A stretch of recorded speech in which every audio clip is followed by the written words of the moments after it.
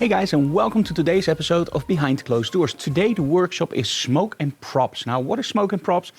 It's actually pretty simple. We're going to use smoke machines and we're going to use props. Our model for today is Norene, and Norene is actually a cosplayer. So that means that the props for today will probably be costumes, and this is something that the students don't yet know. So it's a little bit of a surprise because this is the last workshop before the month of August, and in August we're closed. We're going to go 2 weeks to Norway and we're going to record some instructional videos for Hensel in the second part of August. So no workshops, but we are of course going to show you a travel vlog, which is going to be interesting because Norway of course is a beautiful, beautiful country. So smoke. What are the things that you have to take notice of when you use smoke? Very simple. Often people just put smoke behind the model, and what you actually create is a backdrop. Now, that can be nice, but overall I don't like that idea. What I like is that the smoke actually becomes part of the scene. So that means that we actually use two smoke machines. One will be a little bit behind the model, and the second one at the very, very last minute will blow just a little bit of smoke in front of the model, creating that three-dimensionality. And this is something that I also tell my students during location workshops. You have this location, make sure that there's a connection between your model and that location, so that the model is not just floating in front of something or that you don't see the backdrop. I really want that connection, and it can be very simple, but just holding something or just being very close to it or leaning against it, but there has to be that connection because otherwise it can be a composite, right? So it's a little bit a mix of feeling. So smoke can be a little bit tricky. So first I always tell people like smoke can be several things. One, it can be a mood maker. That's of course why you use smoke. If you have a location where you think like, nah, I don't really feel this location, then you use smoke to just spice it up a little bit. But smoke is also a diffuser. So when your light hits the smoke, it will actually diffuses that light. It will make the light source bigger. Think about the clouds in the sky, the big softbox in the sky, right? When the sun hits the clouds, it gets more diffused, it gets more softer, and in essence, the cloud becomes the new light source. And the sun is small in the sky, the cloud is bigger, so you have a bigger light source, hence you have softer light. So it's a diffuser, but it's also a reflector, and that's actually where a lot of people go wrong. So think about this. When you drive your car and you turn on your headlights, what happens? Yeah, you get a lot of reflection from the mist. That means that you actually don't see anything anymore. It's like a white wall. And it's the same thing that happens when you use smoke in your studio. When the smoke gets too much between your model and the lens and you don't put your lighting the correct way, you'll actually end up with something that looks like a white mess. So you don't want that.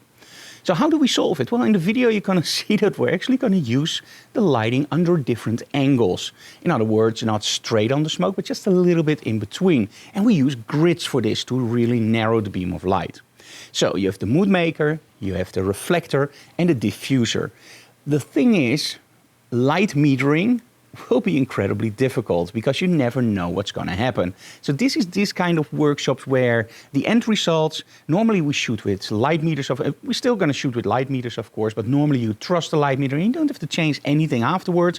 In this workshop, this is one of those workshops where you actually do change the exposure just a little bit because you never know what the smoke is going to do. Hey, by the way, if you want to see a really interesting video on smoke, make sure to check out my classes on Kelby 1 and of course also our own instructional videos. I will leave the link below. Well, I think it's time to start the workshop. Again, if you have any questions, just leave them in the comments below. These vlogs are not instructional videos. I just tell you guys what I'm going to do in the workshop and give you a little bit behind the scenes information about the topic of the workshop and what I explain during the workshop. When you come to a workshop yourself, the experience is totally different. You get a way more intense experience. You learn way more than from the vlogs. Imagine that. And it's very interactive, so you can ask whatever you want during the workshop. So again, these are vlogs. These are not instructional videos. somebody emailed me like, Frank, why should I buy your commercial instructional videos if you give so much information in the vlog? Trust me, what you get in the vlog is like this. Did you see this? This compared to an instructional video, and visiting a workshop, of course, is even better. Okay, it's time to start. Let's go.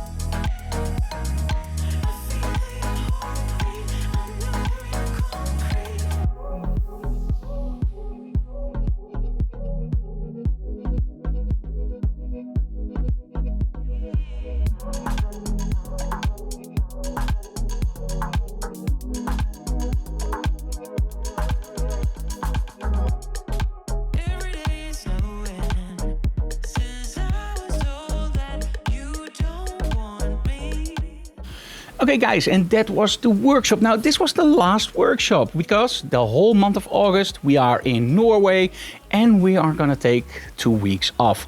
Now during the 2 weeks off, we're of course not taking 2 weeks off. What we're gonna do is record some smaller tips videos and of course do something on social media. But there will be no workshop. So behind the closed doors will actually be a travel vlog for the coming 2 weeks. And after that we'll take a 2-week breather from behind closed doors. But we will be back, don't worry. September is jam-packed again with workshops, and we have in October our open house and of course the ultimate weekend.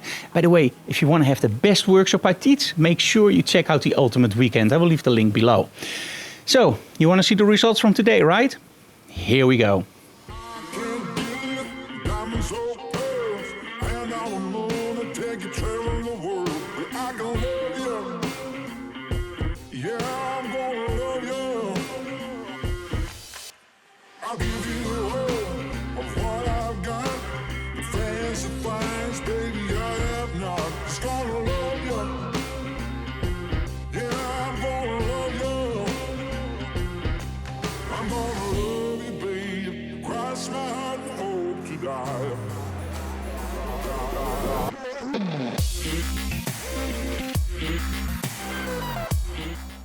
I hope you like those results. Guys, if you like what we do, please subscribe to our channel, leave comments below, and of course smash that like button, but most of all also hit that bell so you get a notification when we upload something new.